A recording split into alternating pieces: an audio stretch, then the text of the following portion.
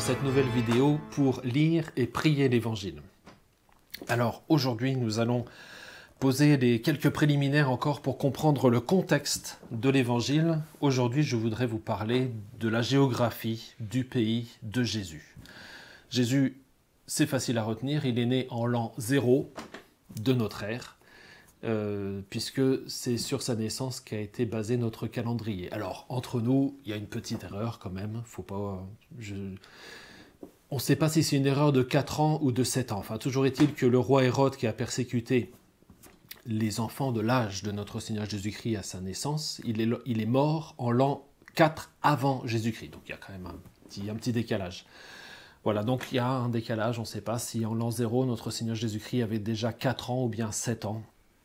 Voilà, c'est pas très grave. On sait qu'il y a un petit décalage, mais voilà. On va faire avec. Donc notre Seigneur Jésus-Christ est né en Judée, à Bethléem, le village où était né David, le roi David, environ un millier d'années auparavant. Pas un million, donc quand même pas. La Judée, à l'époque, était un territoire romain. Voilà, il faut bien comprendre un peu l'histoire de l'Antiquité. On a vu ça un peu la dernière fois dans l'histoire de l'Ancien Testament, où on a vu le peuple juif, le peuple hébreu être dominé tantôt par les Égyptiens, tantôt par les Syriens, puis par les Babyloniens de Chaldée, puis les Perses, puis les Grecs, Macédoine, en tout cas, le prince de Macédoine, Philippe, et puis les Romains qui sont arrivés en la personne de Pompée vers l'an 67 avant Jésus-Christ et qui ont pris possession de la Syrie, du Proche-Orient. Et ces contrées de Judée ont été confiées à un roi, le roi Hérode. Alors nous aurons l'occasion dans une prochaine vidéo de revenir un peu sur la situation politique assez particulière, assez compliquée au temps de notre Seigneur Jésus-Christ. Mais en tout cas, aujourd'hui, concentrons-nous un peu sur la géographie. Donc nous sommes au bord de la Méditerranée, au Proche-Orient, en Judée. La capitale, c'est Jérusalem. La Palestine se divise en 3 régions. Il y a au sud donc la Judée proprement dite, avec comme capitale Jérusalem. Au nord, autour du lac de Tibériade, il y a la Galilée. C'est là que notre Seigneur Jésus-Christ a passé son enfance, c'est le tout début de sa vie publique. Et puis entre les deux, il y a la Samarie. La Samarie avec les Samaritains, qui ne sont pas du peuple juif, mais qui se sont séparés du peuple juif pour construire leur propre temple à Sichem, aujourd'hui Naplouse, et donc sont considérés comme des schismatiques par les juifs qui se considèrent comme authentiques à Jérusalem, puisqu'ils ont leur propre temple qui n'est pas, et ils ne reconnaissent pas le temple de Jérusalem. C'est une très vieille histoire, évidemment, qui remonte au temps du schisme des 10 tribus d'Israël, après le règne de Salomon. Les Samaritains considéraient que cette montagne était l'endroit où Dieu avait fait alliance avec Abraham et donc était beaucoup plus authentique, beaucoup plus approprié pour le culte divin que ne l'était le mont Sion à Jérusalem, qui avait été choisi beaucoup plus tard par le roi David. En l'occurrence, évidemment, c'est pas ainsi que l'entendait le peuple juif de Judée et de Galilée. Mais l'inimitié entre les Samaritains et les Juifs de Judée et de Galilée était telle que lorsqu'un Juif voyageait depuis la Judée jusqu'à la Galilée au nord, ou bien de la Galilée vers la Judée, il ne prenait pas le chemin tout droit. Il s'obligeait à faire un détour en contournant le Jourdain, en passant par la Transjordanie ou par la Pérée, afin de ne pas traverser le territoire des Samaritains. Et donc ils allongeaient le voyage d'une ou 2 journées d'ailleurs, puisqu'il fallait plusieurs jours bien sûr pour se rendre à pied à l'époque de Galilée jusqu'en Judée. Ils prolongeaient leur voyage pour ne pas avoir à traverser la Samarie. On verra dans l'Évangile que notre Seigneur Jésus-Christ ne s'embarrassait pas d'un tel procédé, puisque lui, en remontant après sa première Pâque de Jérusalem vers la Galilée, il traverse allègrement la Samarie avec ses premiers disciples. C'est là qu'il rencontra sur le puits de Jacob, justement, la femme samaritaine qui s'est élevée un petit peu tard ce matin-là, qui est surprise de trouver notre Seigneur Jésus-Christ qui lui parle. Lui qui est juif, elle qui est samaritaine, ce n'est pas dans la coutume d'un juif de parler à une femme, ce n'est pas, enfin, en tout cas dans ces circonstances-là, ce n'est pas dans la coutume d'un juif de parler à un samaritain. Et là, notre Seigneur Jésus-Christ, en plein milieu de la journée, ouvertement parle à cette jeune femme.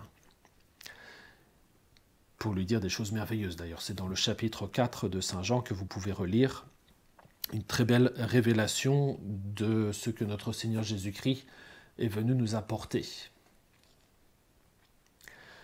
Voilà pour les régions. En dehors de ces régions, il y a la Phénicie au nord, qui appartient à la province romaine de Syrie, la Golanitide, la Décapole, la Pérée, la Nabatène, l'Idumée au sud.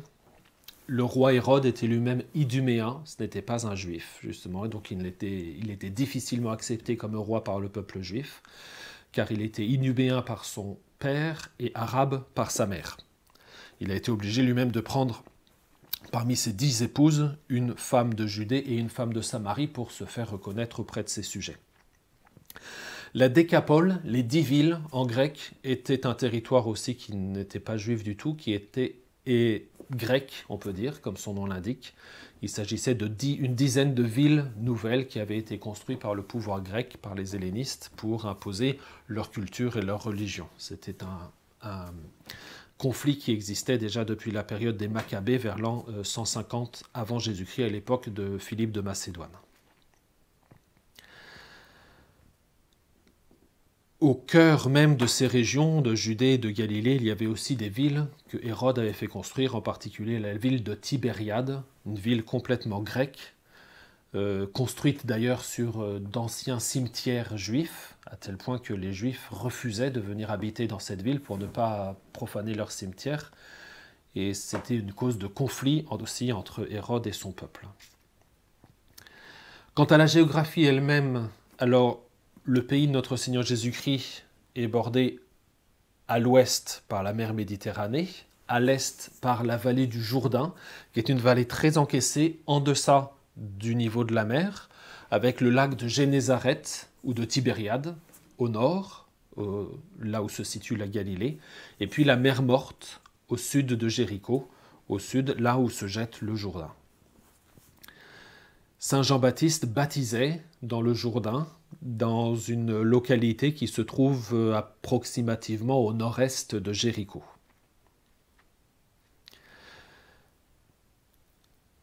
La capitale, Jérusalem, se situe dans cette petite chaîne de montagnes qu'on appelle les monts de Juda, où se situe aussi la ville de Bethléem, ainsi que le village de Aïn Karim, là où habitaient Élisabeth et Zacharie, les parents de Jean-Baptiste. Voilà, et c'est pour ça que c'est une zone très escarpée. On entend dans une parabole de notre Seigneur Jésus-Christ, celle du bon Samaritain, Saint Luc, chapitre 8, un homme descendait de Jérusalem vers Jéricho. Évidemment, Jérusalem se trouvait à 600-800 mètres d'altitude. Jéricho se trouvait dans la vallée du Jourdain, en deçà du niveau de la mer. C'était une zone très montagneuse, avec des détours, des contours, des virages, un lieu tout à fait propice pour que les brigands se cachent et surprennent le voyageur solitaire. Voilà pour la géographie du pays de notre Seigneur Jésus-Christ. Disons un mot de Jérusalem, qui était une ville approximativement de 20 000 habitants à l'époque, construite sur le mont Sion, avec ce temple magnifique de Jérusalem qui avait été reconstruit de manière magnificente par le roi Hérode au début de son règne, donc c'est-à-dire environ 35 ans avant la naissance du Christ. Le temple de Jérusalem, vous pouvez voir ici une maquette, une reconstitution du temple de Jérusalem avec le Saint des Saints, le sanctuaire, la grande porte, les différents parvis, le parvis des Juifs autour du sanctuaire, le parvis des femmes, encore un peu plus loin, le parvis des gentils. Les gentils, ce sont ceux qui ne sont pas juifs, donc les prosélytes, les sympathisants, qui étaient attirés aussi par la religion juive, qui attendaient aussi la religion du Messie. Il faut dire qu'à l'époque, à la fin du 1er siècle avant notre Seigneur Jésus-Christ, c'était une croyance populaire, pas seulement dans le peuple juif, mais un peu dans tout le monde antique, que Une ère nouvelle allait bientôt s'ouvrir avec un homme providentiel qui serait suscité par Dieu et qui naîtrait en Judée. Voilà, c'était une croyance populaire. D'où venait-elle? C'est un peu difficile de le savoir, mais ça explique par exemple que les rois mages, en voyant une étoile un peu particulière, aient été attirés pour venir à Jérusalem découvrir qui était ce roi qui venait de naître, alors que les rois mages étaient originaires de nations païennes et n'avaient pas reçu la révélation de l'Ancien Testament. Voilà, donc le parvis des Juifs, le parvis des femmes, le parvis des gentils, le sanctuaire, comme nous l'avons, les portiques, le portique royal au sud, le portique de Salomon à l'est, celui par lequel notre Seigneur Jésus-Christ entre le jour du dimanche des Rameaux. C'est son temple, hein, c'est pour lui, le Sauveur, que ce temple a été construit par David, puis par Néhémie, puis par Hérode, plus récemment. C'est son temple à lui. Et c'est par ce portique que notre Seigneur Jésus-Christ entre le jour des Rameaux et qu'il chasse les marchands du temple. Je vous laisse aussi remarquer en haut, donc au nord-ouest du temple de Jérusalem, cette petite forteresse qu'on appelle la forteresse Antonia, qui est le lieu où résidait Ponce Pilate, le préfet romain. Et puis, à l'extrême opposé, donc au sud-est, le pinacle du temple qui donne dans la vallée du Cédron, là où le diable a porté, en réalité ou en imagination, nous ne savons pas, là où le diable a porté notre Seigneur Jésus-Christ lors de sa deuxième tentation. Il dit, voilà, jette-toi en bas, car il est écrit, les anges te porteront, et ce sera pour toi un sujet de gloire pour démontrer que tu es le Messie. Voilà, nous savons comment notre Seigneur Jésus-Christ rejeta cette tentation du diable. C'est aussi de ce même pinacle que Saint Jacques le Mineur, premier évêque de Jérusalem, fut précipité en bas et mourut martyr. Voilà pour le temple de Jérusalem. Revenons maintenant en Galilée. Je vous donne ici une petite carte avec le lac de Tibériade, ou le lac de Génézareth, ou le lac de Capharnaüm. Il y a plusieurs appellations pour ce lac. Et puis les différents endroits de Galilée où se sont passés des événements dans l'Évangile.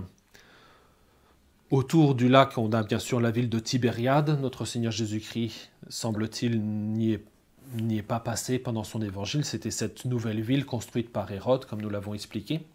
En revanche, vous voyez au nord du lac le village de Capharnaüm, qui était un peu le village préféré de notre Seigneur Jésus-Christ. C'est le village dont sont originaires les deux frères André et Pierre, ainsi que Jean et Jacques, les 4 tout premiers disciples de notre Seigneur Jésus-Christ. À Capharnaüm, ils étaient pêcheurs, ils avaient des barques, ils avaient leurs filets. Semble-t-il, il y avait une certaine association. Il semblerait que Simon et Philippe soient propriétaires des barques, tandis que Jean et Jacques étaient propriétaires des filets. Et puis il y avait une association entre les deux. C'était des choses qui évidemment coûtaient cher pour des petits entrepreneurs comme eux. Et donc ils s'entraînaient, ils étaient partenaires. C'était Simon & Co, si vous voulez. C'était une association entre eux pour le business de la pêche. À Capharnaüm, jusqu'à aujourd'hui, on peut visiter la maison de Saint-Pierre, là où notre Seigneur Jésus-Christ a guéri la belle-mère de Saint-Pierre. Et puis on peut aussi voir les ruines de la synagogue de Capharnaüm, où notre Seigneur Jésus-Christ, dans l'évangile de Saint-Luc, chapitre 3 ou 4, je ne suis pas sûr, c'est pas grave, donne son premier enseignement. Il ouvre les rouleaux du prophète Isaïe, il lit un passage et il le commente en disant « Voilà ce que le prophète Isaïe a annoncé est maintenant arrivé au milieu de vous. » Et donc il s'annonce lui-même comme étant le Messie promis. Capharnaüm, donc c'est vraiment le lieu de prédilection. Saint Luc nous dit même qu'il y a, de toute évidence, notre Seigneur Jésus-Christ, il y avait sa petite maison, même si dans Saint Jean il est écrit que le Fils de l'homme n'a pas d'endroit où reposer sa tête. Il semble bien que dans la pratique, notre Seigneur Jésus-Christ avait quand même une habitation. Et il semblerait que ce soit Capharnaüm. Vous reconnaîtrez aussi au bord du lac le village de Magdala, d'où est originaire Marie-Madeleine, Marie de Magdala, justement. le village de Bethsaïde,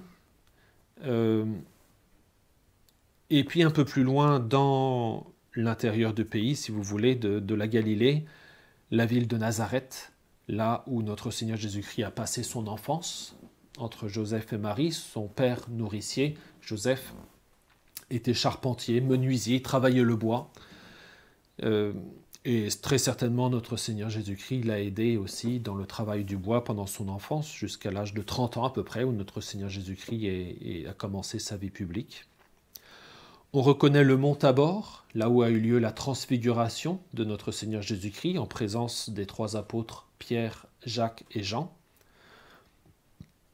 On reconnaît la ville de Cana, où notre Seigneur Jésus-Christ a réalisé son premier miracle en changeant l'eau en vin. Puis un deuxième miracle, un peu plus tard, après la première Pâque, lorsque un officier de Capharnaüm est venu le voir ou a envoyé quelqu'un vers lui pour lui demander de guérir son fils malade ou son serviteur malade. Notre Seigneur Jésus-Christ le guérit à distance. Et puis on reconnaît aussi la ville de Naïm, où notre Seigneur Jésus-Christ a ressuscité cet enfant unique d'une femme veuve qui était en train d'être portée vers le cimetière. Je vous donne ici un autre plan du lac de Tibériade avec le relief pour bien comprendre la géographie du lac de Tibériade. Lorsqu'on voit notre Seigneur Jésus-Christ calmer la tempête, on imagine très bien ce lac qui est très encavé, bien en deçà du niveau de la mer, dans la vallée du Jourdain. On imagine que lorsque le vent se mettait à souffler entre ces montagnes, le petit lac de Tibériade pouvait être bien agité par le vent et que les tempêtes pouvaient facilement être très violentes. D'où l'étonnement des apôtres, qui sont des pêcheurs professionnels, et qui voient notre Seigneur Jésus-Christ qui dormait dans sa barque, qui se réveille, qui se lève, qui commande au vent et à la mer, et le lac devient calme, une mer d'huile tranquille. Quelle puissance de notre Seigneur Jésus-Christ, on imagine volontiers ça dans ce contexte.